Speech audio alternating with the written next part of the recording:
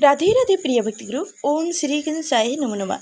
जय शिव शंकर, जय माँ पार्वती। प्रिय भक्ति गुरु, भगवान गणेश जी, भगवान भोलेनाथ और माँ पार्वती की कृपा सदा आप और आपके परिवारजनों पर बनी रहे। आप सभी का दिन शुभ और मंगलमय हो। आज आप स्नान करेंगे बुध प्रदोष व्रत कथा, साथ में ही सुनेंगे गणेश जी की भी कथा, क्योंकि आज बुधवार का दिन है और बुधवार का दिन भगवान गणेश को समर्पित है, तो इसलिए भगवान गणेश जी की कथा भी सुनाऊंगी। हिंदू पंचांग के अनुसार हर महीने की त्रयोदशी तिथि को प्रदोष व्रत रखा जाता है। प्रदोष व्रत भगवान शिव की विशेष कृपा पाने का दिन है। इस बार कृष्ण पक्ष की त्रयोदशी तिथि को प्रदोष व्रत पड़ रहा है। इस दिन भगवान शिव की उपासना करने से आपको मनवांछित फल की प्राप्ति हो सकती है। प्रदोष व्रत का पूजन सूर्यास्त से 45 मिनट पहले और सूर्यास्त के 45 मिनट बाद किया जाता है।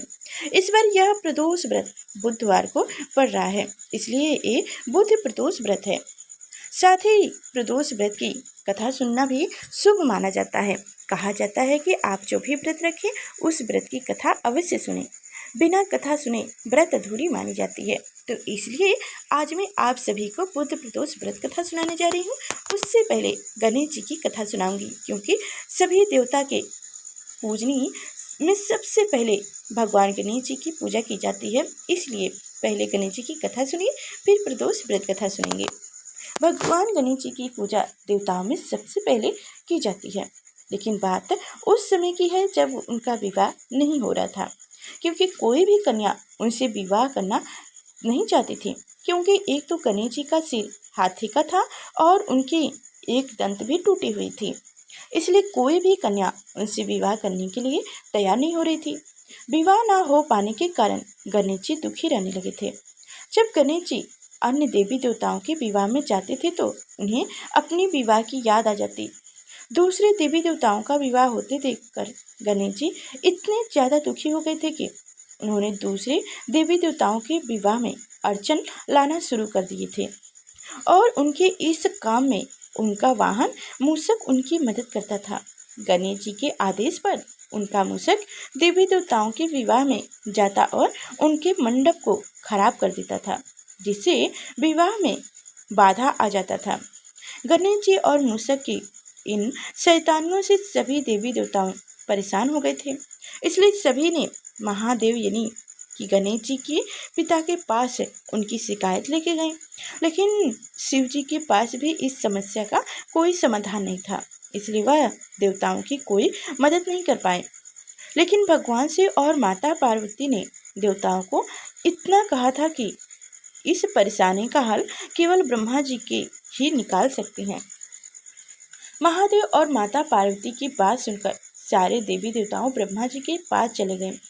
इस समय ब्रह्मा जी योग निद्रा में लीन थे। ब्रह्मा जी को योग में देखकर देवी देवताओं उनसे प्रार्थना करने लगे, जिसके फलस्वरूप ब्रह्मा जी के योग से रिद्धि सिद्धि नाम की 2 पुत्री प्रकट हुई, क्योंकि रिद्धि सिद्धि ब्रह्मा जी के योग से उत्पन्न हुई थी, इसलिए रिद्धि सिद्धि को ब्रह्मा जी की मांस्य पुत्री कहा जाता है।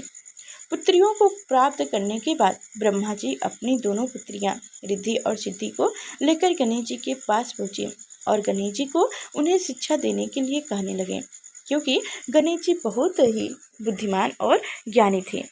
ब्रह्मा जी के कहने पर भगवान गणेश रिद्धि सिद्धि को शिक्षा देने के लिए तैयार हो गए। रिद्धि सिद्धि की शिक्षा शुरू हो गई थी। इस बीच जब भी उनका बदमाश मूषक किसी देवी देवताओं के विवाह में अड़चन डालने के लिए गणेश जी को उनके विवाह के बारे में बताने के लिए आते, तो रिद्धि सिद्धि स्वयं रचकर हमेशा मूषक को भगा देती थी, जिससे देवी देवताओं का विवाह बिना किसी विघ्न से पूरा हो जाता था।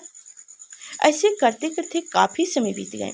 एक दिन गणेश जी को पता चल गया कि रिद्धि सिद्धि के कारण ही देवी देवताओं का विवाह बिना किसी अड़चन को पूरा हो रहा है।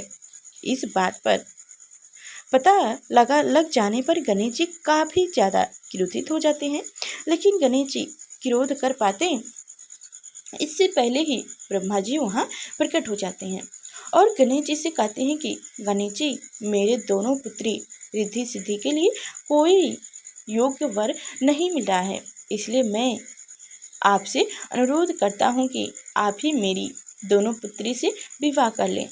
ब्रह्मा जी के कहने पर गणेश जी रिद्धि सिद्धि से विवाह करने के लिए मान जाते हैं और उनका बड़े ही धूमधाम से विवाह होता है।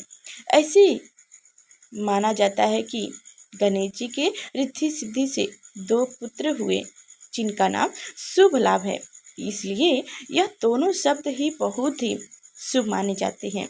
तो इसलिए भगवान गणेश जी की कथा संपूर्ण हुई। अब सुनेंगे बुध प्रदोष व्रत कथा। बुध प्रदोष व्रत की कथा के अनुसार एक पुरुष का नया नया विवाह हुआ था। विवाह के 2 दिनों बाद उसकी पत्नी मायके चली गई।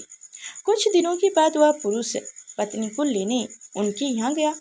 बुधवार को जब यह पत्नी के साथ लौटने लगा तो ससुराल पक्ष ने उसे रोकने का प्रयत्न किए कि विदाई के दिन बुधवार का दिन शुभ नहीं माना जाता, लेकिन वह नहीं माना और पत्नी के साथ बैलगाड़ी में चल पड़ा।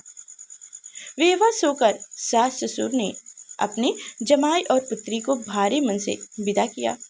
नगर के बाहर पहुंचने पर पत्नी को प्यास लगी। पुरुष लोटा लेकर पानी की तलाश में चल पड़ा। पत्नी एक पेड़ के नीचे बैठ गई। थोड़ी देर बाद पुरुष पानी लेकर वापस लौटा।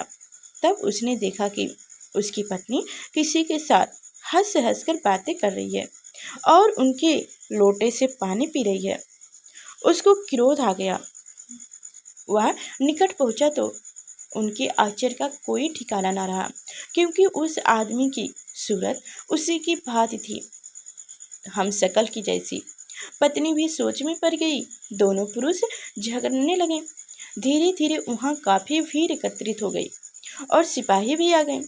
हम शकल आदमियों को देखे वो भी आश्चर्य में पड़ गए। उन्होंने स्त्री से पूछा, उसका पति कौन है? वह जवाब नहीं दे पाई। वह सोच में पड़ गई कि कौन मेरे पति हैं। तब वह पुरुष शंकर भगवान से प्रार्थना करने लगा, हे भगवान, हमारी रक्षा करें। मुझसे बड़ी भूल हो गई है। मैंने सास ससुर की बात नहीं मानी और बुधवार को पत्नी को विदा करा लाया। मैं भविष्य में ऐसा कदाचित भी नहीं करूँगा। जैसे ही उसकी प्रार्थना पूरी हुई, दूसरा पुरुष अंतर्ध्यान हो गया। पति पत्नी सकुशल अपने घर पहुंच गए। उस दिन के बाद से पति पत्नी नियमित पूर्वक बुध त्रयोदशी प्रदोष व्रत रखने लगे। अंत्य बुध त्रयोदशी व्रत पर मानुष को करना चाहिए। जय शिव शंकर, जय माँ पार्वती। तो प्रिय भक्तगुरु, आप सभी को हमारी कथाएं कैसी लगी? अगर जरा से भी अच्छी लगी हो तो शेयर कीजिएगा और हमारे चैनल पर नए हैं तो लाइक या चैनल को सब्सक्राइब कीजिएगा। फिर मिलेंगे अगले नेक्स्ट वीडियो में। तब तक के लिए धन्यवाद।